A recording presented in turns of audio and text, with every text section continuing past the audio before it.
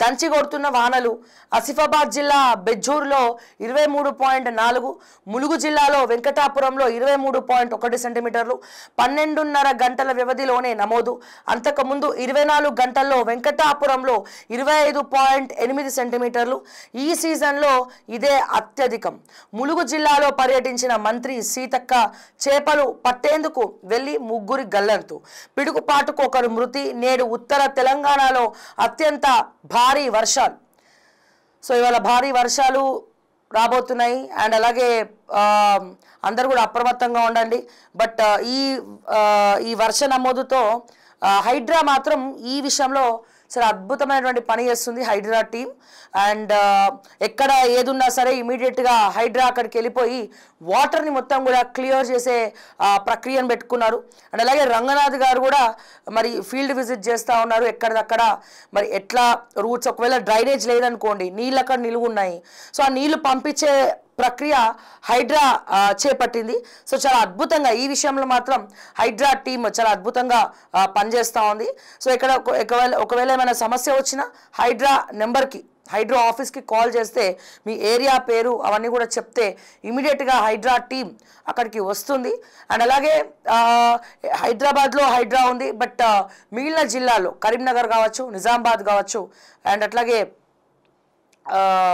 ఆదిలాబాద్ కావచ్చు, ఇట్లా వివిధ జిల్లాలు, ఖమ్మం జిల్లా కావచ్చు, ఏవైతే ఉన్నాయో సో అక్కడ మరి కలెక్టర్లు కూడా అప్రమత్తంగా ఉండి గ్రౌండ్లో తిరిగితే బాగుంటుందని అభిప్రాయపడుతున్నాము. ఎందుకంటే ఈ వర్షాలతో రైతులకు అనేక సమస్యలు వస్తున్నాయి, ముఖ్యంగా పంట నష్టము. అండ్ అలాగే అసలు వాళ్ళు అడుగు తీసి అడుగు వేసేటువంటి ప్రక్రియ లేదు, అసలు ఆస్కారమే లేదు. దానికి తోడు ఇప్పుడు మీరు చూస్తున్నారు కదా కరీంనగర్లో ఉన్నటువంటి పిక్చరు. సో రోడ్లు మొత్తం కూడా ఇట్లా జలమయం అయిపోయింది. ఇది చెరువా రోడ్డా అర్థం కానటువంటి పరిస్థితి. అండ్ ప్రభుత్వమే అన్ని చేయాలంటే కాదు, మనం కూడా ఎట్లనైతే కోవిడ్ వచ్చినప్పుడు సెల్ఫ్ క్వారంటైన్లో ఉన్నామో సో మన వంతు మనం కూడా ప్రయత్నించాలా. మనం చేసినటువంటి తప్పులు కూడా కొన్ని అక్కడ నీళ్లు నిల్వలా ఉండిపోతుంది.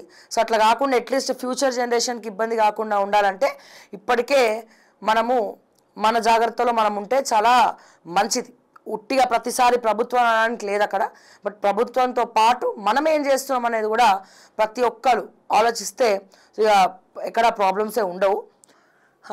అది అటవీ భూమి కానే కాదు, కేంద్ర సాధికారక కమిటీ తప్పుడు అంచనాలతో ఆ నిర్ధారణకు వచ్చింది.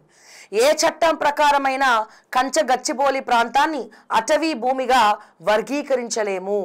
గతంలో సుప్రీం తీర్పు ఇదే చెప్పింది. సుప్రీంకోర్టుకు తాజాగా సమర్పించిన సమగ్ర అఫిడవిట్లో రాష్ట్ర ప్రభుత్వం వెల్లడి. అఫిడవిట్పై స్పందించేందుకు సమయం కోరిన అమికస్ క్యూరీ తదుపరి విచారణ 13వ తేదీకి వాయిదా. ఇక్కడ చూస్తే కంచగచ్చిబౌలి ప్రాంతం ఎట్టి పరిస్థితుల్లోనూ కూడా అటవీ భూమి కానే కాదని సుప్రీంకోర్టుకు రాష్ట్ర ప్రభుత్వం మరోసారి స్పష్టం చేసింది. ఈ భూములను కేంద్ర సాధికారిక కమిటీ నివేదికలో అటవీ భూమిగా ప్రస్తావించడం సరికాదని, తప్పుడు అంచనాల ప్రాతిపదికపై ఆ నిర్ధారణకు వచ్చిందని వివరించింది. ఏ చట్టాల ప్రకారం చూసినా ఆ ప్రాంతాన్ని అటవీ భూమిగా వర్గీకరించడానికే వీల్లేదని, గతంలోని సుప్రీం తీర్పు కూడా ఇదే విషయాన్ని సమర్థిస్తోందని సుప్రీంకోర్టుకు సమర్పించిన తాజా అఫిడవిట్లో స్పష్టం చేసింది. కంచగచ్చిబౌలి భూముల అంశంలో సుమోటోగా కేసుతో పాటు ఇతరుల పిటిషన్లపై సిజేఐ జస్టిస్ బిఆర్ గవాయ్ నేతృత్వంలో justice K Vinod Chandran, justice Joymalya బాగ్జీలతో కూడిన త్రిసభ్య ధర్మాసనం బుధవారం మరోసారి విచారణ జరిపింది. తొలుత రాష్ట్ర ప్రభుత్వం తరపున సీనియర్ న్యాయవాది అభిషేక్ మను సింఘ్వి వాదనలు వినిపించారు. సుప్రీంకోర్టు గతంలో ఇచ్చిన ఆదేశానుసారం సిఎస్ ముందరికెళ్తున్నారట. ఆ విద్యార్థులను అనుమతించండి. వరుసగా 4 ఏళ్లు తెలంగాణలో చదువుకున్న వైద్య కోర్సులలో దరఖాస్తు చేసుకొనివ్వండి హైకోర్టు.